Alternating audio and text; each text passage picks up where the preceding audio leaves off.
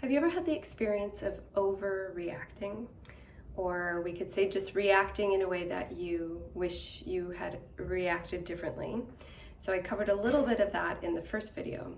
In this video, I want to go a little more into the word reaction and then some steps we can take to help break the cycle or at least bring more awareness to our reactions, which can give us more choice points for new trajectories and new behaviors in the future.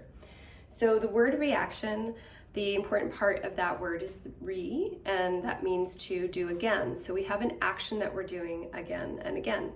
And in a lot of psychotherapy, you may hear the concept that we don't actually have different relationships all the time. We have the same relationship, but with different people. So the same types of essence or even core belief or things that are playing out with different actors that we put on the stage. So the other part of the word reaction is action. And so I just want to go a little bit into what we mean by that. In terms of how we are in our social interactions and our social relationships, we have something called anticipatory adjustments. So there's anticipatory postural and anticipatory mechanical adjustments that we make. And these adjustments are based on our past experiences. So the different kinds of things that have happened in our life create different algorithms and models and expectations of our brain-body system that then lead the machinery of our body to actually, in a way, brace itself or relax itself depending on the different types of characters that we bring onto our stage. And some of these characters will have things that remind us of people from our past. And these can be things like facial gestures, frequency of voice, smell, physical appearance in some way, or also their mechanical adjustments of their body as well. And so one thing that we just need to, that can help us get out of our cycle of acting again and again in the same way in our relationships is to bring awareness to our anticipatory adjustments, to just merely know that as we go into different interactions, that there is a very good chance we are bringing our past with us, and we are possibly almost bringing an archetype type of awareness to the character who is on in front of us at this moment. So if it's someone who seems to have authority or you have a more intimate connection with, all of these things have different triggers and different connections and neural associations with our earliest attachment experiences. And I'm going to go more into attachment theory and attachment trauma in another video. But for now, just bring some awareness to these anticipatory adjustments. Know that the way that you are sitting, the way you might slump over, or the way you move your arms, all of these things are contributing to not only your internal state, because how you position yourself actually creates sensations in your body that then create different neural associations with you as to what your state is in that moment.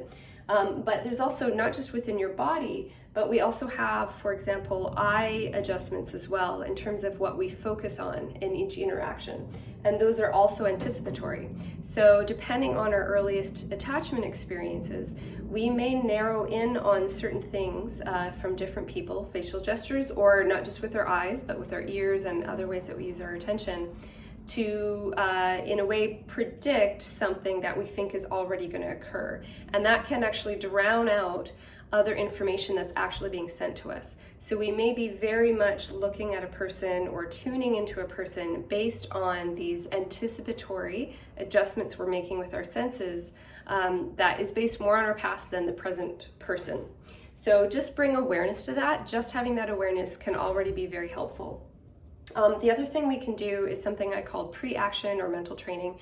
So that is actually imagining when you are in a safe, regulated state on your own, to actually imagine different scenarios where you may have some challenges, and to actually bring in a grounded, embodied sense of your own feeling of steadiness and presence while you're bringing up that challenge in your mind.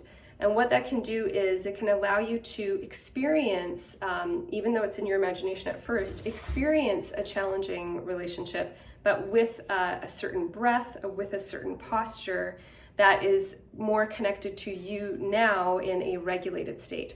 So if you can do that and practice that a lot, it's something that I did in my own life, that can actually help you enter a new scene with different characters, but with at least a small amount of memory of what it can feel like to be steady and grounded and present in a situation that might be challenging. So another aspect we can bring in is novel movements. And when I talk about movements, I'm always talking about micro movements. So that can be something like a new way that you use your eye gaze to go into a scene. So just notice what you are looking at and see if you can even expand your awareness, expand what your eyes are seeing. You may not realize that you've narrowed in on very specific features of a person's face, and that's often based on your past. So there's tests about emotional biases and stuff like that can determine that. We have some research on that. So just notice if that's something that you do and see if you can expand your awareness. There's also research that shows that when we are in a positive state, our attention is broader. And when we're in a negative, defensive, vigilant state, our attention becomes very narrow and narrows and focuses in on something very specific. So see if you can try and widen your attention, broaden your attention. That's one thing to try. And then other types of novel movements include the novel movements of your vocal cords, how you vocalize things, so how you express yourself, what you say, and also the tone that you say it, to try something completely new. If you normally are very, very high-pitched and very melodic in your voice, try and ground it, try and have it steadier. If you're always maybe more flat in your expression, maybe you try something more melodic, as a couple of examples.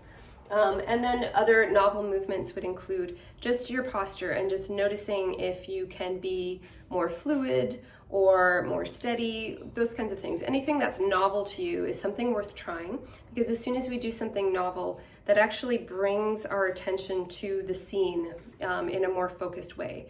Because novel movements require just a little bit more attention for us and a little bit more of that executive functioning in a sense, because we're not doing things in that automatic way.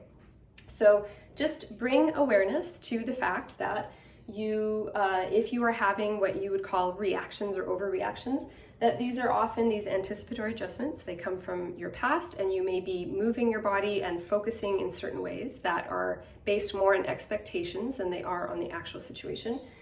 Do some mental training and some pre-action when you're in your own regulated state ahead of time before you enter a scene. And then explore and experiment with novel movements, ways that you use your voice and your eyes, your attention, your senses, what you pay attention to, and how you move your body. So hopefully something in there is helpful to you. Thank you.